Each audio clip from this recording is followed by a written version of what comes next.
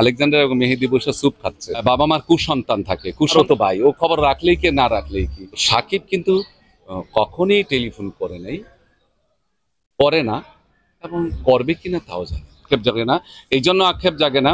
অনেক সময় বাবা মার কুসন্তান থাকে, কুসন্তান যদি না থাকতো তাইলে বাবা মা বৃদ্ধাশ্রমে যায় কেন? এত কষ্ট করে যে বাবা মা গুলোকে, বাবা মা সন্তানদের মানুষ করে, সেই সন্তানটাই কিন্তু বাবা মাকে বৃদ্ধাশ্রমে দেয়। কিন্তু আল্লাহ তাআলা কিন্তু আমাকে সেই বৃদ্ধাশ্রমে নেয় না। আমারও কিন্তু বাড়ি আছে, নিজের বাড়ি আছে। তো আমি সৃষ্টি করেছি, সে অনেক বড় আছে, অনেক অনেক ভালো আছে। আল্লাহ তাআলার কাছে আরো বলি, আল্লাহ তাআলা তাকে আরো আরো বড় করুক। তা আমার আক্ষেপ হবে কেন, কষ্ট হবে কেন? আমি যেটা করেছি বড় করার জন্য করেছি, বড় হয়েছে তার চেষ্টা দিয়ে, তার মেধা দিয়ে। আমার মতন আজিজ রেজা ওর পাশে না থাকলেও সে বড় হতো। কি বলতে চাবো না কেন, আমি দেখলে এলে দড়ি জাবরাই দড়ি, ভাইয়া তুমি কেমন আছো, ও জাবরাই ধরে আমার, এই তো আর কি। এটা আলেকজান্ডার এবং মেহেদিকে বললে, জিজ্ঞেস করলে ভালো হতো যে একদিন আলেকজান্ডার এবং মেহেদি বসে স্যুপ খাচ্ছে, তা আমি ওরা নিয়ে গেলাম। নিয়ে যাওয়ার পরে শুটিং শেষ করে আমি ওই রেস্টুরেন্টে নিয়ে গেলাম, স্টেডিয়ামের 1 নম্বর গেটের ওইখানে চাইনিজ রেস্টুরেন্ট ছিল।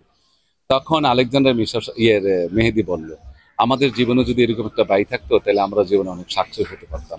সত্যিকার অর্থেই ও লাকি, আপনার মতো একটা ভাই পেয়েছে। ওইটাই তো, এই তো পাওনা, আর কিছু করার নেই। একজন বড় ভাই ছোট ভাইয়ের জন্য যা কিছু করা দরকার আমি তাই করেছি। ওখানে চাওয়া পাওয়ার কিছু নেই। বাবা মাই সন্তানদের খবর, ছেলে পেলে এই বাবা মার খবর রাখে না, আর ও তো ভাই, ও খবর রাখলেই কি না রাখলেই কি।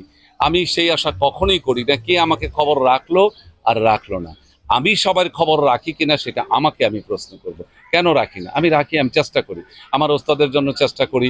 আমাকে যে একদিন উপকার করেছে, আমাকে খান ভাই জীবিত নাই, খান ভাইয়ের ফ্যামিলি সুইনের, খান ভাই আমাকে অনেক 76 এটা বোধ হয় 78-এর দিকে, 77-এর দিকে আমাকে এক সেট বই